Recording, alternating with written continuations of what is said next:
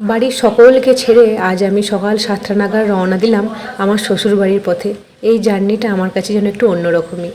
তো চলুন সকাল থেকে শুরু করি। যেই মানুষটার ঘুম সকাল 8টার আগে ভাঙতে চায় না, সে রাত্রি 2:30টার পরই বেরিয়ে পড়েছিল তার মেয়েকে আনতে আসবে বলে। ভাবা যায়?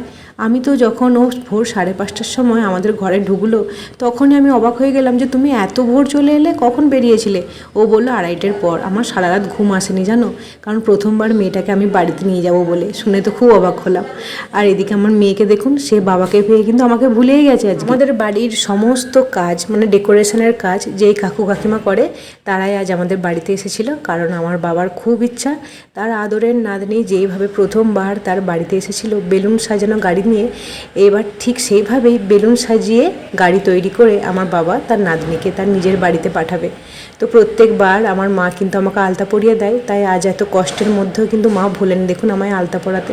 ভোর ভোর উঠে পড়েছে, নিজেও আলতা পরছে আর আমাকেও পরিয়ে দিচ্ছে। আলতা পরার পর আমি রেডি হব। বিয়ের পর থেকে আমি যতবারই মাকে বলি, মা থাক, আজ আর পড়াতে হয় না, তুমি ক্লান্ত আছো, কিন্তু মা যেন আমায় আলতা পরাতে ক্লান্তই হয় না। তো দেখুন এখানে আমার পড়া হয়ে গেছে, ওইদিকে মাও তার নিজের পায়ে পড়ে নিচ্ছে। যেতে খুব কষ্ট হচ্ছে, কিন্তু মন তো আর মানে না বলুন, যেতে তো হবেই, ওটাও নিজের বাড়ি, আমারও বাড়ি। যাই হোক, সকলের মন খারাপ দেখুন। আর এই যে আমার সূর্য ভাইপো, তার তো সব থেকে বেশি মন খারাপ, কারণ এই 4টে মাসে সে একটা দিনও তার বুনুর কাছে আসতে বন্ধ করেনি। তো তার সব থেকে বেশি মন খারাপ। আর দেখুন আমার বাবা তার আদরের নাতনির জন্য কি সুন্দর পক্ষীরাজ তৈরি করে দিয়েছে। আপনাদের অবশ্যই কমেন্ট করে জানাবেন যে এই গাড়ি সাজানোটা কেমন লাগছে।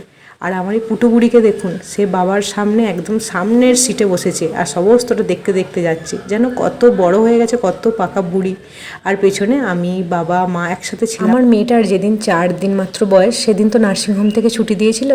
ও সেই দিনটা গোটা রাস্তা আমার মায়ের কোলে ঘুমাতে ঘুমাতে এসেছিল। আজ দেখুন গোটা রাস্তাটা ঠিক সেইভাবেই আমার মায়ের কোলে তাকিয়ে বসে সব কিছু দেখতে দেখতে যাচ্ছে।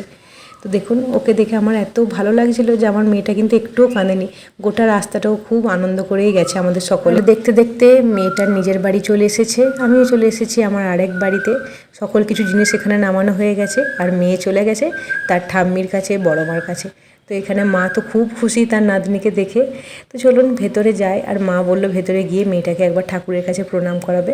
আর দেখুন নাতনি এসে ঠাকুমার কোলে চেপেও পড়েছে। তো আজকের এই ভিডিওটা এইটুকুই। সবাই খুব ক্লান্ত, আবার খুব তাড়াতাড়ি আসবো অন্য একটা ভিডিও নিয়ে। সবাই